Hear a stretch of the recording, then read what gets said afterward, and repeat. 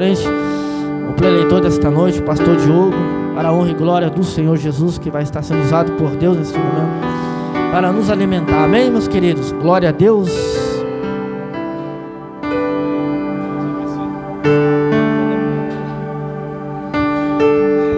Glória a Deus. Boa noite, amada igreja. Shalom para todos. Deixa eu abaixar um pouco o microfone aqui, que eu nem comecei a gritar ainda, já está alto. Glória a Deus, aleluias. Amém? Quem está feliz nessa noite? Alegrei-me quando me disseram, vamos à casa do Senhor. Nós possamos esses dias estar de olho nos mínimos detalhes das coisas. Nós possamos estar sempre se destrinchando. Sabe, às vezes nós achamos que nós estamos bem, porque nós abandonamos algumas coisas grotescas, alguns pecados que a sociedade abomina. E nos pequenos pecados, às vezes as pessoas ficam presas, seja nas pequenas mentiras, ou seja nos mau hábitos, seja naquilo que paralisa algumas pessoas. Então que nós possamos ter uma consciência total sobre o que Jesus ele quer de nós, e que nós possamos se encontrar nele, que nós possamos se entregar para ele de uma maneira geral, não apenas em algumas áreas da nossa vida. Eu gostaria que antes que nós começássemos essa pregação, eu gostaria que você pensasse hoje o que é da sua vida que Jesus ele não tem controle, que você não deu o controle para ele. Fecha seus olhos, baixa sua fronte alguns segundos.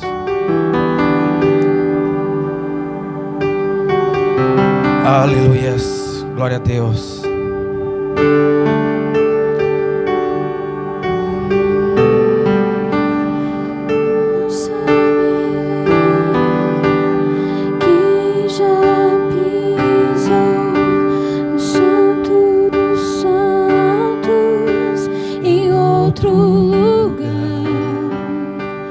Sabe viver, e onde estiver, clamar pela glória, a glória de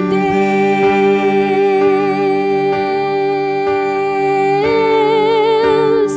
Quem abra sua Bíblia comigo no Evangelho de Cristo, a qual escreveu o Dr. Lucas, no último capítulo de número 24, no verso de número 49.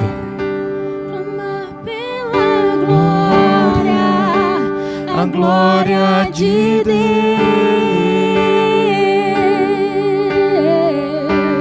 Deus tem algo para poder liberar na sua vida nessa noite.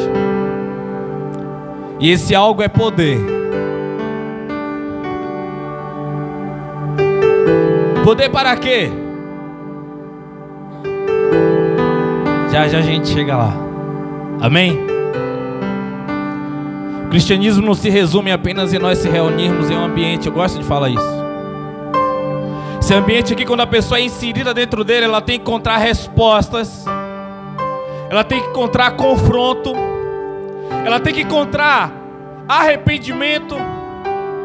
E o maior trabalho da igreja hoje é fazer um resgate. Qual resgate é esse? É o resgate das pessoas que estão nas trevas para a luz. Isso se chama salvação. Porém o Evangelho ele não se resume na salvação.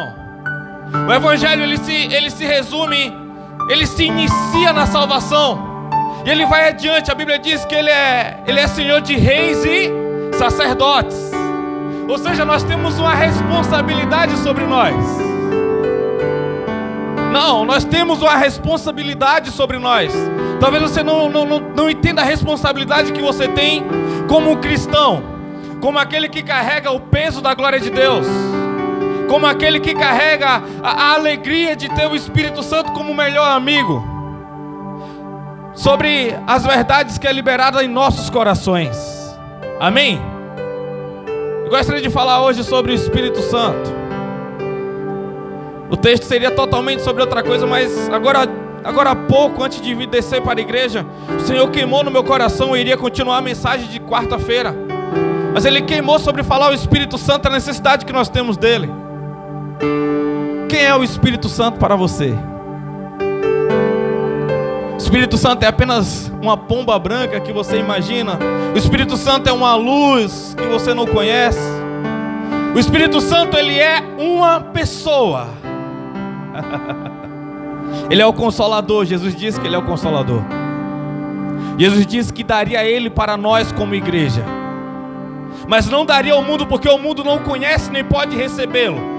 Mas todos aqueles que é amigo, todos aqueles que é filho, todos aqueles que tem uma intimidade, um relacionamento, ele recebe o Espírito Santo. Mas receber o Espírito Santo e ser nascido do Espírito Santo não é mesmo que exercer o poder que o Espírito Santo destrava dentro de nós. Então eu gostaria que vocês entendessem essas qualificações. Eu gostaria que você entendesse esses ambientes. Ser nascido do Espírito não é sinônimo de você ter o poder do Espírito, porque os discípulos, eles já tinham o Espírito de Deus. Os discípulos já tinham nascido do Espírito. Jesus, ele ora no capítulo 16 de João, ele diz: olha Pai, dos que tu me deste, nenhum deles se perderam, apenas o que era o filho da perdição, que é Judas. Mas eles já estavam salvos. E para ser salvo, a Bíblia diz que tem que ser nascido do Espírito, que é como um vento, que nós não sabemos de onde vem, nem para onde vai. Vamos lá, senão eu vou ficar pregando aqui, vocês vão ficar de pé junto comigo aqui. Vamos lá.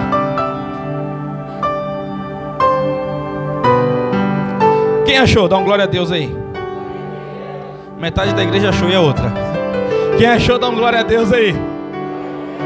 Aleluias. Diz assim: eis que eu sobre vós envio a promessa de meu Pai. Contudo, permanecei na cidade, até que sejais revestido do poder do alto. Que cidade é essa? Jerusalém. Vamos lá no livro de Atos, capítulo de número 1, verso de número 8.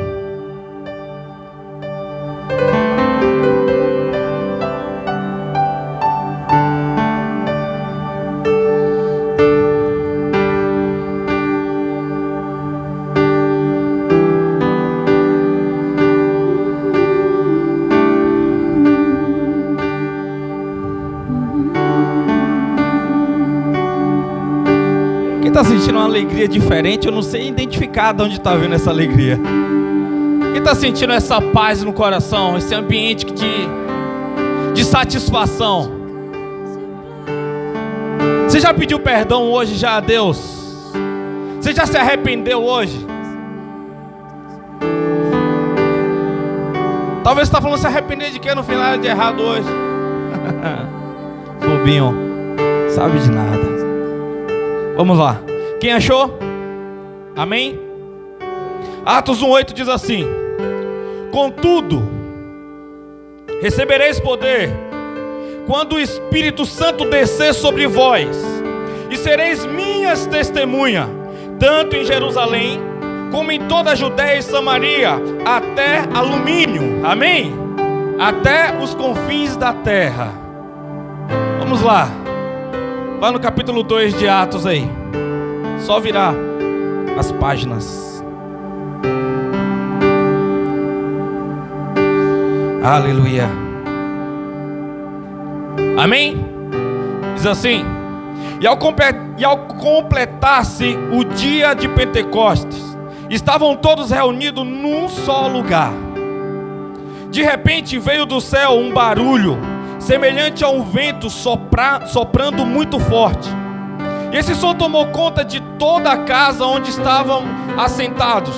Então todos viram distribuídas entre eles línguas de fogo, e pousou uma sobre cada um deles. E todas as pessoas ali reunidas ficaram cheias do Espírito Santo, e começaram a falar em outras línguas, de acordo com o poder que o próprio Espírito lhe concedia que falassem. Agora pode colocar a Bíblia no seu assento aí. Que saudade de falar assim: pega na mão do seu irmão aí.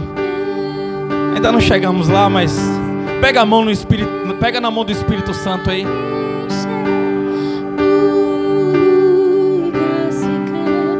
Só eu e você. Eu me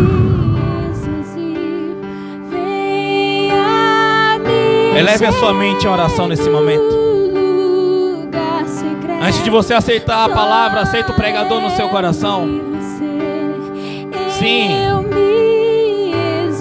Independente daquilo que você esteja enxergando, independente daquilo que você esteja vendo, eu sou um mensageiro nessa noite enviado por Deus para poder trazer uma mensagem para você. A boca é minha, mas a palavra é de Jesus. Ah, Espírito Santo, me dê ousadia e intrepidez para eu liberar a porção devida nessa noite.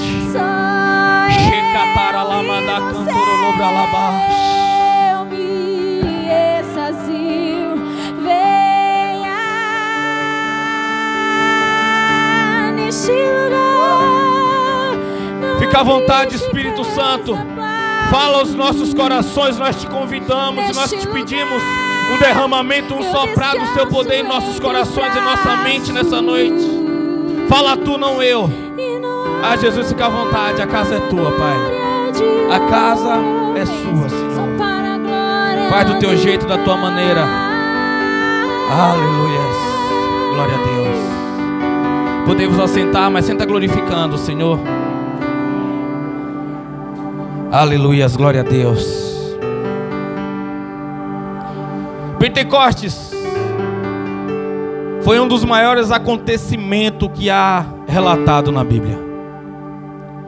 É algo extraordinário, sobrenatural o que acontece. Porque o Velho Testamento todo ele aguardava por esse dia. O Velho Testamento todo ansiava por esse poder do Espírito Santo. O Espírito Santo primeiro ele é concedido apenas a alguns jovens para eles poderem construir a Arca da Aliança. O Espírito Santo vem, capacita eles para poder e dar todas as medidas concretas de como seria a Arca da Aliança. E ali eles recebem o poder do Espírito Santo, mas a Bíblia diz que logo depois o Espírito Santo ele se retirava. Ele não habitava, ele vinha, ele mostrava o poder dele, mostrava ele apontava de quem era a glória, que era do Pai. E ele capacitava, consertava, fazia o que tinha que ser feito, e ele era tomado de volta. Então Josué, ele teve visitação pelo Espírito Santo. Elias teve visitação pelo Espírito Santo, dentre outros profetas e juízes e reis que andaram segundo a vontade de Deus. Porém, depois de tudo isso, depois de tudo ter acontecido, ali no finalzinho, quando Malaquias ele fala dos últimos dias, que o Espírito desceria sobre um homem, que esse homem era João Batista, ele seria cheio do Espírito Santo. E eu fico imaginando como é que eles pensam, como é um homem cheio do Espírito Santo, como é uma mulher cheio do Espírito Santo. E ser cheio do Espírito Santo, isso é um dever nosso. Ser cheio do Espírito Santo, isso é uma obrigação nossa, porque é um mandamento. Lá no livro de Efésios capítulo 6, verso 18, Paulo fala assim para os Efésios: olha, não vos embriagueis com vinho, com bebidas alcoólicas, mas seja cheio do Espírito Santo. Ele dá esse trabalho para nós, ele dá essa função, essa busca para nós. Então, durante muito tempo eu confundi ser nascido de novo e ser cheio do Espírito Santo. Às vezes eu vejo alguns pregadores que eles têm os sinais, eles carregam as marcas com eles de alguém que é nascido de novo, mas eu não vejo alguns deles cheio do Espírito Santo. Isso foi um destravar na minha mente. Porque ser cheio do Espírito Santo, isso é uma busca diária. O ser cheio do Espírito Santo ontem não serve para hoje. O ser cheio do Espírito Santo hoje não serve para amanhã. Isso é algo que nós não podemos deixar esse fogo se apagar. No livro de Levítico eles falam, a Bíblia fala sobre a importância de deixar ali aquele altar em chama, deixar aquele fogo nunca se apagar. O compromisso que tinha, porque o sacerdote ele tinha que manter aquela chama acesa. O sacerdote ele tinha aquela obrigação. Mas quando passava o tempo do sacerdote, e a Bíblia diz que quando aquele fogo se apagava, quando ficava apenas as cinzas, sabe o que é que os sacerdotes faziam? Eles colocavam a cinza sobre a cabeça dele, falando a importância que eles tiveram durante aquele tempo de não deixar a chama se apagar. Nós precisamos respeitar os nossos irmãos antigos. Nós precisamos honrar os irmãos que nos deixaram aqui para nós esse legado do cristianismo. O cristianismo bom, não a religiosidade simples, mas não a religiosidade complicada, mas o cristianismo puro e simples. O cristianismo eficaz, a sombra que um dia nos pegou, esse poder que um dia nos pegou e nos deixou com sede, nos deixou com vontade de servir ao Senhor. Eu gosto de falar isso. Você acha que foi você que teve vontade de servir o Senhor e levantou a sua mão e disse: agora eu vou servir? Não. Deus, Ele derramou um pouquinho da gota da alegria do Espírito Santo no seu coração, e naquele dia você não sabe nem como é que foi. Você levantou a mão, quando você viu, você estava lá na frente. Alguém perguntou: você quer entregar sua vida para Jesus? Você disse: eu quero. Não foi porque você quis, foi o poder da glória. Porque a Bíblia diz no capítulo 15 de João que não foi vós que me escolheste, mas foi eu que escolhi a vós. Ele nos chama para algo mais poderoso. Ele nos chama para o simples fato de nós ficarmos aprisionados nessas quatro paredes aqui, apenas regozijando e pensando no dia como será a volta de Cristo. Mas o cristianismo, ele não se resume na volta de Cristo, porque os nossos irmãos que se passaram, eles não viram Cristo voltar. Nós ainda não contemplamos o retorno de Cristo. Mas qual é o nosso prazer? O nosso prazer está cheio do Espírito Santo. É participar dessa glória. É deixar esse fogo nos consumir. Porque algumas pessoas acham que apenas ser batizado já salvou, já está tudo resolvido. Não, ainda não. Ainda não. Sabe por quê? Eu te pergunto, não importa qual foi, se você entrou numa piscina ou se você entrou em um rio, a sua língua, ela não se molhou com a água do batismo. Sabe por que a água do batismo, ela não tem esse poder de te restaurar, de te purificar por dentro? A única coisa que pode te purificar por dentro é o fogo do Espírito Santo, que Ele consome, que Ele sai nas nossas narinas, pega a nossa boca, o nosso cérebro, o nosso coração, a nossa alma e converte ao poder genuíno, à glória de Deus. Essa é a nossa função, a nossa busca pelo Espírito Santo.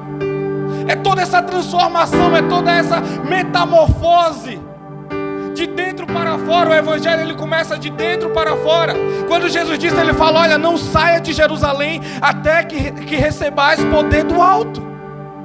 Ele dá uma ordem e agora 120 pessoas ficam ali, ociosas e ansiosas, querendo saber como seria aquilo. E eles entram em um estado de hibernação, em estar junto, buscando e orando, porque eles viram Jesus glorificado, aquele que morreu, antes de ascender ao céu, dando essa ordem: não saia de Jerusalém, o Espírito vai soprar sobre vocês, não estejam vacilantes, não saia da posição que eu estou colocando vocês aqui, busquem isso, orem, orem, orem, se quebrantem, que o Espírito vai soprar sobre vocês.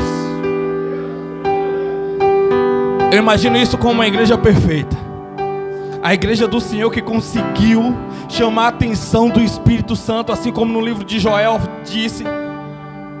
Eles conseguiram chamar a atenção do Espírito Santo. O Espírito Santo sentiu confiança nele para se revelar, dar poder para eles.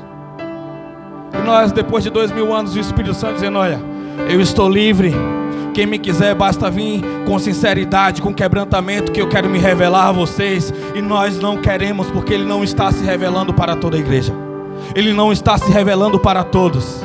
E eu vejo a medida que eu recebo hoje do Espírito Santo, ainda é muito pouco comparado com o que Ele quer me entregar, mas tem algumas coisas que me prendem ainda. Eu não mando essa responsabilidade para a igreja, porque eu também sou a igreja. Então tem que começar comigo. Eu não tenho que dizer: olha, eu estou cheio não estou cheio do Espírito Santo ainda. Eu não estou cheio do Espírito Santo ainda, porque ainda nós não temos sinais de um pastor aqui cheio do Espírito Santo. Eu vejo pastores com dons aleatórios, onde que pessoas são curadas através do dom dele, pastores com dom da palavra que prega e impressiona pessoas, mas o poder ainda não foi derramado para a nossa geração. Eu tenho buscado isso. Não é só reconhecer e dizer: ah, tá bom. Não, é reconhecer e ter essa busca. É reconhecer e ter essa... você ser dilacerado por si mesmo. Você começar a se dividir, começar a se separar, começar a entender o que é que está atrapalhando, o que é que está tirando do foco realmente, o que é que está nos aprisionando, o que é que está nos segurando. Como diz lá no livro de Hebreus, capítulo de número 12, que Jesus ele abandonou, deixou tudo que o atrapalhava, tudo que o enrolava para que ele não perseverasse, para que ele não terminasse aquilo que Deus chamou para ele fazer. Você entende que é um Jesus com a missão? Você entende que é um Jesus, ele tem que memorizar o Pentateuco, os 5 primeiros livros da Bíblia, que essa era uma missão, era uma obrigação de todos os garotos judeus. E no final tinha uma prova, e se ele passasse nessa prova, ele ia começar sendo escalado até que ele fosse um sacerdote. Então Jesus, sendo sumo sacerdote, já pensou Jesus lendo lá para os escribas? E no princípio criou Deus os céus e a terra. E esse Deus era ele lendo sobre ele, o poder e a glória saindo da boca daquele menino. Ele está nos mínimos detalhes para quem queria. Você consegue entender quem eram os amigos de Jesus, o que era conversado, os diálogos de Jesus 100% em santidade, a alegria que ele carregava com ele, a missão que ele tinha. Ele falar sobre Moisés, se lembrando de cada detalhe, quando ele se revelou para Moisés. Quando Moisés perguntou: ei, quem és tu? Moisés, eu sou o que sou. Como? Eu sou o que sou, eu sou antes de existir, eu existo antes de existir, Moisés. Vou revelar só um pouquinho da minha glória. Quando ele escreveu aqueles 10 mandamentos naquela tábua com os próprios dedos dele. Ah, mas foi Deus. Toda vez que Deus se apresentou para alguém, foi Jesus. Amém? Coloca isso na sua cabeça. Toda vez que Deus falou com alguém, foi Jesus. Quem é que descia para poder falar com Adão e Eva no Jardim do Éden? Era Jesus. Jesus ali, ele se encarnava como homem e descia ali naquele jardim para poder ter um diálogo, para poder ter uma conversa, para poder mostrar a intimidade, o relacionamento que ele queria ter com Adão e Eva. Ao ponto de quando os dois pecarem, quando Jesus ele chega no jardim, ele fala bem assim: Adão, cadê vocês? Adão escondido, ele querendo fugir da glória de Deus. Tem coisas pequenas que você faz hoje que acarretam coisas grandes que você fica fugindo de Deus. Você se sente indigno de você poder ajoelhar e orar. E toda vez que você ora, na sua cabeça você tem a convicção que Deus ele não está ouvindo, porque tem algumas coisas fora do lugar. E você não tem força hoje para poder organizar a sua vida por dentro. Não saia de Jerusalém. O que é que não sai de Jerusalém? É você ficar dentro, organizando as coisas e buscando verdadeiramente esse poder e essa glória. Igreja, eu não sei o que tem que acontecer para começar essa busca. Que saudade de ver alguns jovens apaixonados dessa igreja por Jesus, que me perguntavam algumas coisas assim.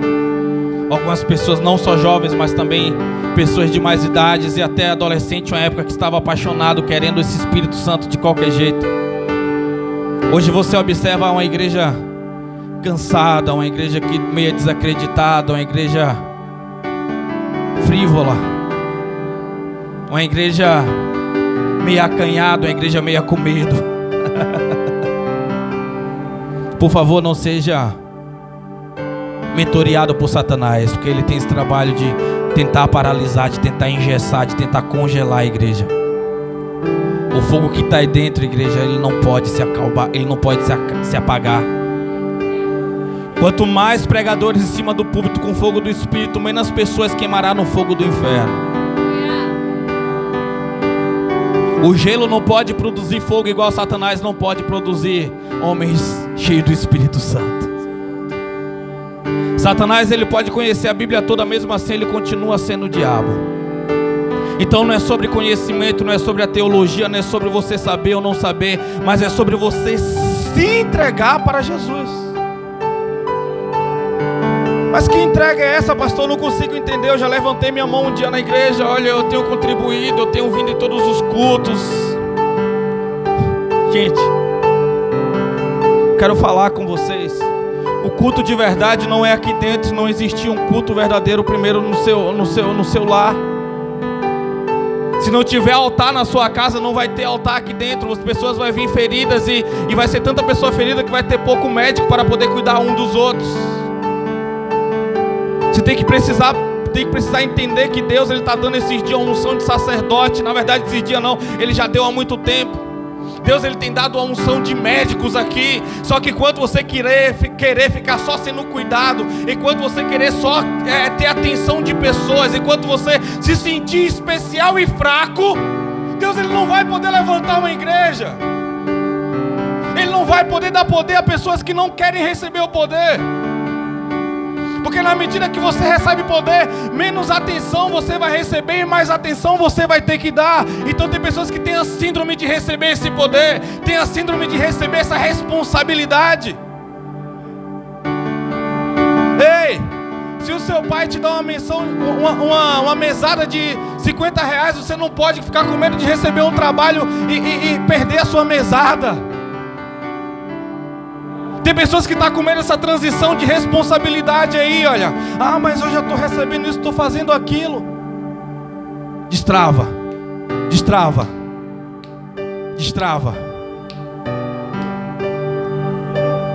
O Senhor, Ele não vai pagar pelo teu trabalho, porque Ele já pagou um dia. Pagou como? Com o sangue dEle. E se o sangue dEle não é suficiente para você, nada mais pode ser. Nada mais pode ser. Porém, quando você começa a fazer serviços para Ele, há benefícios do reino que é puxado para você. Porque o plantio é livre, mas a colheita é obrigatória. Quando você diz sim para algumas coisas, está dizendo não para outras. A sua escolha de hoje vai determinar a sua história de amanhã. São coisas, tem pessoas com a mão cheia de semente e está com medo ou com preguiça de ir no plantio, de ir na terra, abrir o solo e plantar e ter que regar todos os dias, está comendo algumas sementes. Era para você estar voando, era para você estar muito longe. No plano e no propósito de Deus, nessa época, tinha uma nação sendo convertida pela tua voz, tinha uma nação sendo convertida pela tua mão, tinha uma nação sendo curada, totalmente transformada através daquilo que Deus, Ele quer fazer através de você. Quando Jesus, Ele diz, olha, não saia. Jesus está dizendo para algumas pessoas assim nessa noite, olha, a casa está bagunçada e precisa ser consertada.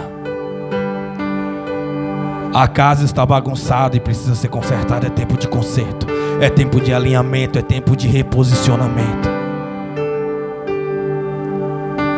Abra os seus ouvidos e escute aí.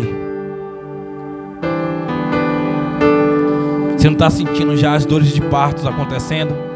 Vem sobre nós, faz outra vez. Coloca a mão no teu coração assim. Faz muito Começa a ministrar sobre essa casa aí. pedimos. Começa a ministrar sobre essa casa, sobre esse coração. Libera o rio. A reforma começa com decisões.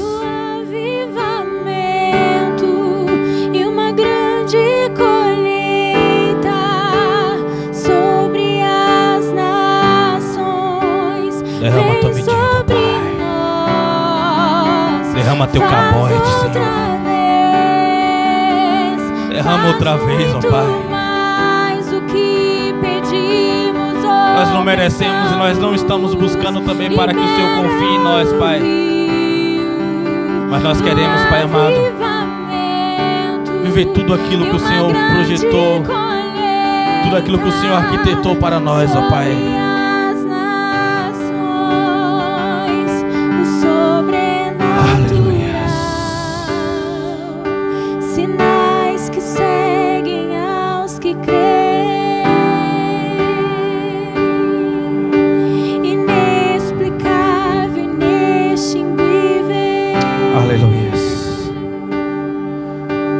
Atos 2, verso 1.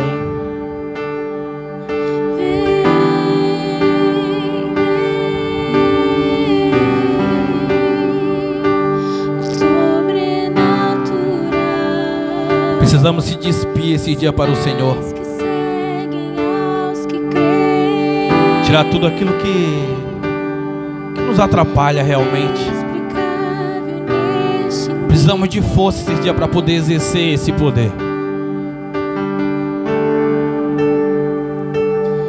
O Espírito quer tanto se revelar para você, você não tem noção. O deserto, ele é fundamental. Por que o deserto é fundamental? Porque o povo estava preso no Egito. O Egito para nós hoje representa o mundo, sem nós vivemos sem Jesus. E Jesus colocou eles no deserto para dizer: olha, eu quero que vocês dependam de mim, eu quero que vocês confiem em mim, eu quero que vocês tenham intimidade comigo. Eu estava calado há tanto tempo para alguns de vocês, eu quero me revelar. E depois que Jesus fala através de Malaquias, ele passa 400 anos, assim como passou antes de liberar o povo do Egito. Ele faz aquele período neotestamentário onde que ele não se apresenta, não se mostra. E quando João Batista, ele nasce, na verdade, antes de nascer, a Bíblia relata que João Batista, no ventre apertado de Isabel, ele já era cheio do Espírito Santo. Um bebê cheio do Espírito Santo. Deus está falando assim: olha, não é por obras não, é por santidade, é por busca. Não é você fazer muito, não é você ir para o monte, não é você ficar um mês sem almoçar, sem jantar, fazendo jejum. Não é sobre isso, mas é sobre renúncias. Não é sobre obras. É sobre você se renunciar. É sobre você entender que você foi separado por Jesus. Você foi separado por Jesus. Santidade significa separação. É você se colocar em um lugar como Nazireu, assim como Sansão, quando ele foi chamado, assim como Samuel, assim como outros. Eles entendiam que algumas coisas ele não podia fazer. É por isso que você não é igual aos outros, porque você foi chamado para a santidade. No capítulo 4 de Mateus, capítulo 5: seja santo como o vosso Pai Celeste é. Há uma possibilidade de santidade, porém nós achamos que essa santidade nós conseguimos fazendo com apenas as nossas escolhas. Nós não conseguimos santidade sem o Espírito Santo. É por isso que você tem necessidade do poder do Espírito Santo. É porque sem o Espírito Santo você não vai conseguir entrar em santidade. Sem o Espírito Santo você não vai conseguir poder. Sem o Espírito Santo você vai ser mais um, tentando ser um religioso certinho para poder condenar os que não estão conseguindo andar no mesmo padrão de religiosidade que você. O religioso sem o Espírito Santo, ele vai aumentar o padrão de religiosidade tanto dele, para que as pessoas não encontrem nele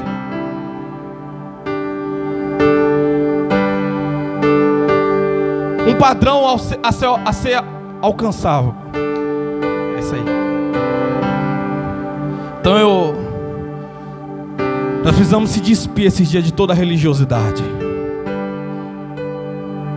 Deus, ele deixou 10 mandamentos, e os fariseus aumentou os 10 mandamentos em 614. Porque se um passasse um, tinha que ser pego no outro, para que todos fossem pegos no final entendesse que não tinha como viver aquilo. E a Bíblia chama eles de sepulcro caiado. O que é um sepulcro caiado? É aquele, sabe aquela jazinda que tem lá nos cemitérios, onde que as pessoas colocam cerâmicas, colocam porcelanato, faz aquele negócio bonito. Por fora está lindo, mas por dentro não passa de ossos fédidos, de restos mortais. Não é sobre se você tem uma imagem de santo, ou de impuro, ou de profano. É sobre o que você carrega dentro de você. É sobre como está a moradia, é sobre como está o seu coração, é sobre aonde está a sua riqueza, é sobre onde está o seu pensamento diariamente, é sobre onde está a sua intercessão, é sobre aonde a sua mente anda vagueando.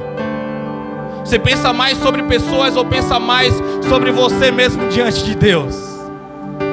Isso é importante, porque algumas pessoas ele recebem um espírito de fiscal. Aquilo que ele não consegue, ele cobra nos outros, porque ele tem problema com confrontar-se. E se ele se confronta, ele não sai como um pecador, ele não sai como um errado, ele sai como uma vítima. E a vítima não precisa se arrepender.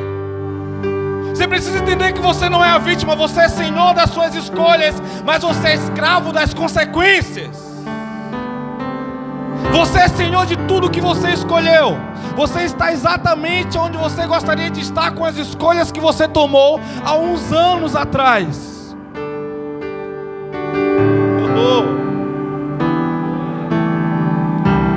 Você quer ser diferente? Faz o que os outros não querem fazer.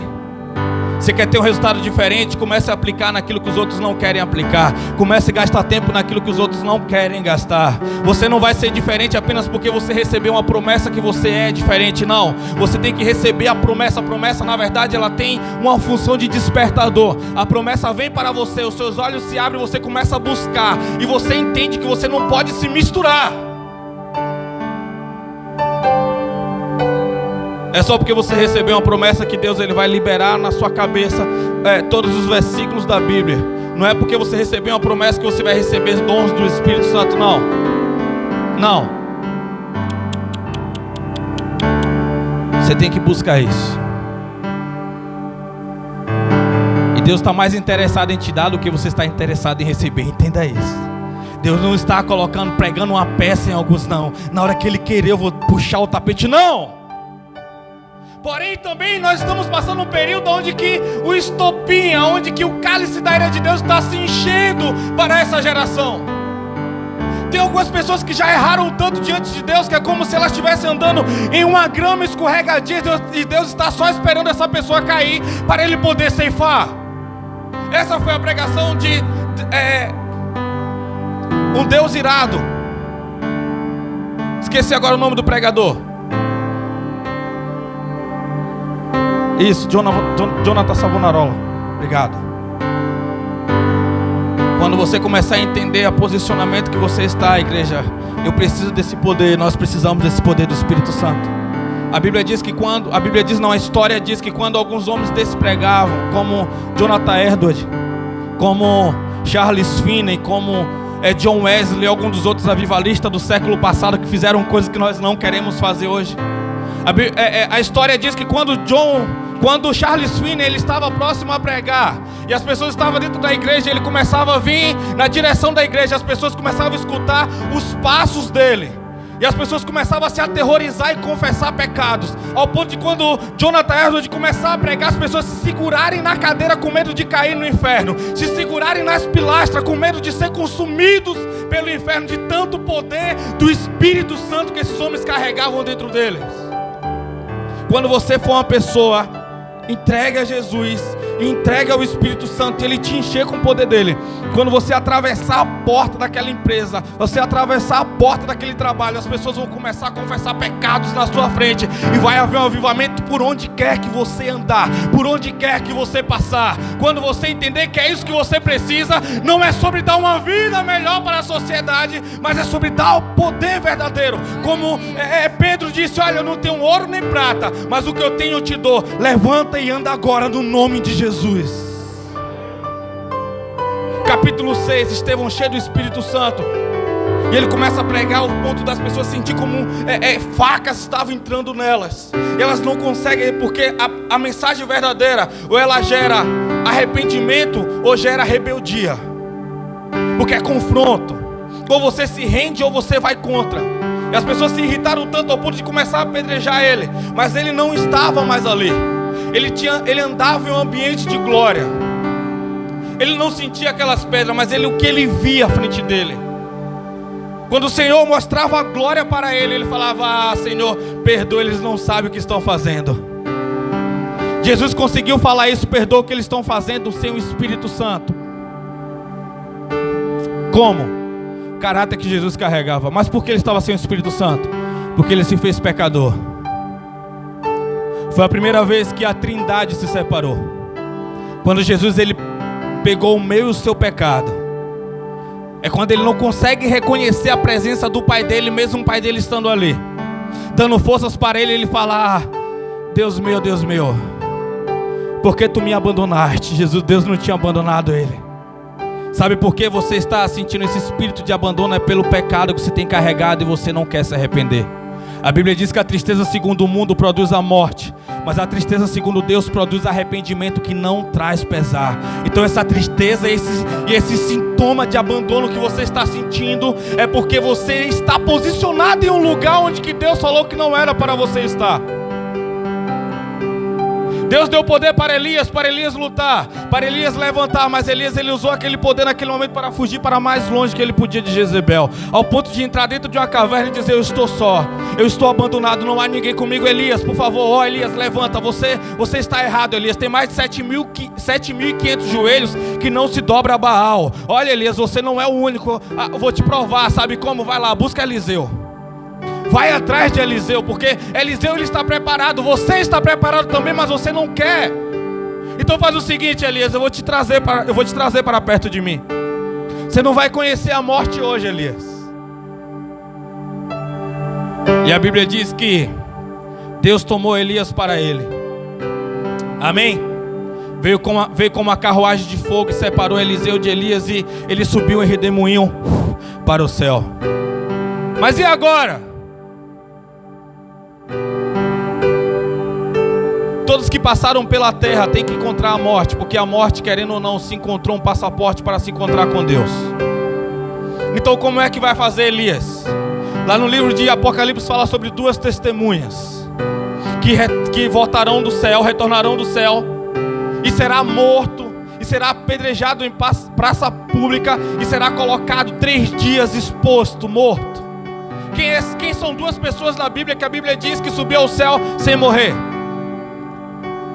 Elias e Enoque. Vai ser essas 2 testemunhas que retornará. Para de fugir do que Deus te chamou para você fazer hoje. Meu Deus, a hora passou. Essa eu termino domingo, igreja. Tá muito gostoso isso aqui, eu não sei. Não sei como é que vocês estão sentindo essa pregação. Eu não sei se está gostoso só para mim.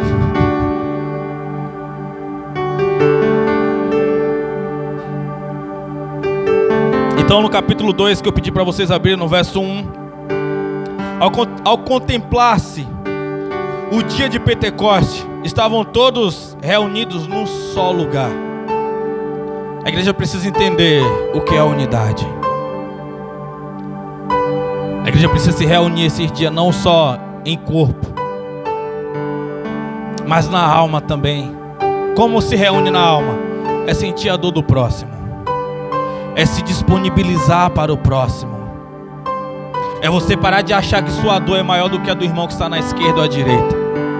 É porque você tem que parar de achar que só porque o irmão está sempre sorrindo, ele não tem os problemas dele, ele não tem os dias difíceis, ele não tem as batalhas. Claro, todos nós temos uma batalha na medida que nós conseguimos suportar, porque a Bíblia diz lá no capítulo 10 de 1 Coríntios que não vos vem tentação maior que nós possamos suportar, mais fiel é Deus, porque junto com Ele vem a válvula de escape.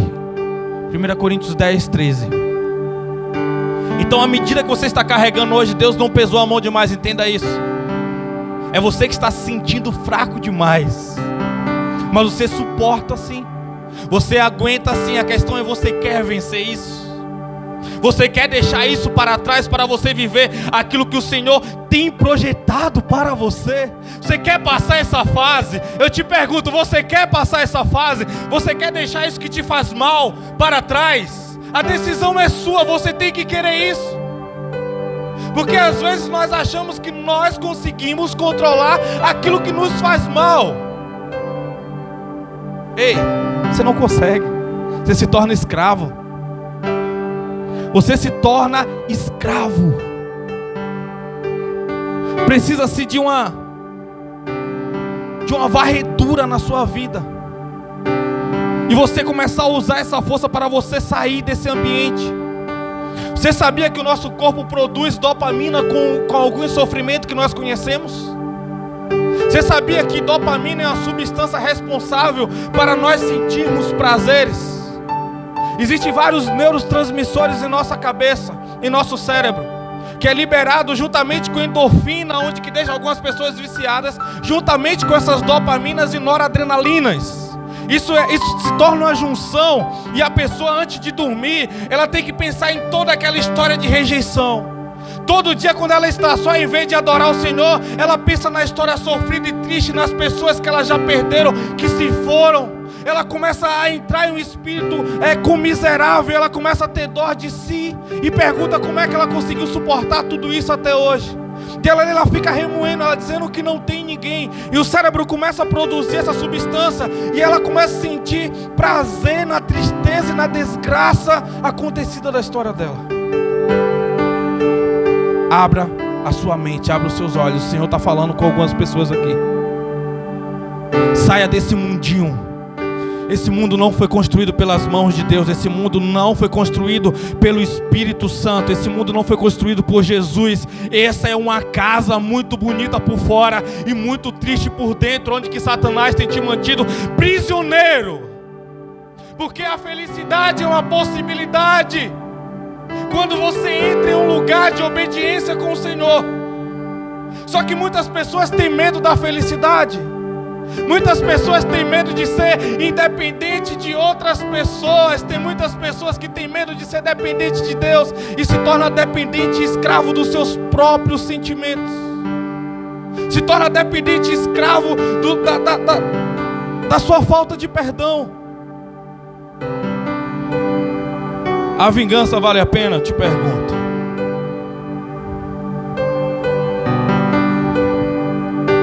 Vira essa página. O Senhor manda te dizer assim nessa noite: vira essa página. Quando você virar essa página, tem uma história lá que Ele continuou escrevendo, mesmo você sem viver elas. Porque existe uma história que Ele escreveu com o próprio dedo dele para nós. Porque a Bíblia diz que nós somos uma carta viva, escrita pelo dedo dele. Mas também existe uma história que nós carregamos e escrevemos com o nosso sangue, com o nosso próprio sofrimento, onde Satanás, ele é o diretor dessa história, onde que ele é o escrivão. A história que Jesus, ele escreveu para nós, ele escreveu com o sangue dele. Na medida que ele foi tomando aquela chicotada, na medida que ele foi sofrendo, ele foi escrevendo, ele na eternidade, ele conseguia enxergar cada face, minha e sua. Ele conseguia ver todos nós. Não foi o seu pai, a sua mãe apenas que teve um ato sexual e você nasceu, não. Você é um espírito soprado por Deus dentro de um útero apertado através de uma relação. Você não é um acidente. Você é um propósito e um projeto de Deus. E não existe um construtor, não existe um engenheiro que faça coisas sem ter objetivo, sem ter propósito. Imagina um Deus que é todo poderoso, o Rei da Glória. Você acha que Ele ia te fazer para você viver à toa, à mercê de alguém? Hey! Não! Ele fez tudo com um propósito, com a mão dele. Ele te idealizou, ele pensou nos mínimos detalhes das coisas. Ele quer te curar de algumas coisas que a medicina diz que não tem cura. Ele quer te livrar de algumas coisas e colocar em um lugar de poder, em um lugar de ousadia, um lugar de autoridade. Mas isso ele deixou um amigo dele dizendo: confie no meu amigo, o mundo não pode receber, mas eu estou dando para vocês. E ele soprou. O vento impetuoso, o Espírito, quando desceu, e aquelas 120 pessoas estavam ali reunidas naquele ambiente. De repente veio do céu, no verso 2, um barulho semelhante a um vento soprando muito forte, um vento impetuoso. E esse som tomou conta de toda a casa onde estavam assentados. Você imagina aquele barulho estrondoso, o vento soprando. E ali o Espírito Santo começa a manifestar a glória, começa a manifestar o poder dele, começa a manifestar a cura, começa a manifestar a ousadia. E aqueles homens começam a receber o Espírito de Deus, e eles começam a levantar com intrepidez. E eles saem, quando eles recebem aquele Espírito Santo, eles saem. E o bom dia deles, a pessoa cai no chão e começa a se converter, começa a se entregar, começa a confessar os pecados dela. E de repente se juntam mais de 3.000 pessoas no ambiente. E quando Pedro começa a pregar, as pessoas começam a sentir o desejo de sentir o poder que Pedro estava liberando através da boca dele. E outrora uns falam: como pode um pescador, alguém iletrado, falar coisas tão proeminentes que nós não conhecemos, que nós não sabemos? A linguagem que eles estão falando, eles conseguem se comunicar entre eles, porque Porque Jesus, ele fala na língua materna de cada um. Jesus, ele fala na linguagem materna de cada um. Ele conhece todos os seus dogmas, ele conhece todos os seus receios, toda a sua desconfiança. Ele é demais. Não vai dar para me terminar hoje essa mensagem, mas eu quero deixar você com esse gostinho que domingo eu vou continuar essa mensagem. Como nós precisamos do Espírito Santo. Como nós dependemos do Espírito Santo. Você precisa do Espírito Santo para quê? O Espírito Santo, ele é fogo. E o fogo, ele purifica. O fogo, ele incendeia. O fogo, ele se alastra. O fogo, ele clareia. Ele ilumina. Você tem que entender que o fogo não pode ser contido. O fogo se alastra. Ou ele apaga, ou ele se alastra. Esse fogo, ele não pode se acabar. Ele não pode se apagar. Por mais que você ache que esteja apagado dentro de você, eu te digo nessa noite, tem uma faísca aí que ela todo dia está só esperando ser soprada. Sabe por que o vento, sabe por que o Espírito ele veio como o vento? Porque o fogo já estava dentro de todos aqueles. Porque a Bíblia diz que quando Jesus ressuscitou e ele estava dentro daquele ambiente, ele soprou o Espírito sobre aqueles. Ele soprou, ele deu o fogo para todo mundo. E se aquele fogo estava, aquela chama, aquela pequena faísca, aquela fagulha estava dentro deles. Então o trabalho do Espírito Santo só foi soprar esse fogo para aumentar dentro deles. O fogo já está dentro de nós. O fogo já está dentro de você. Se coloque de pé, eu quero orar com você.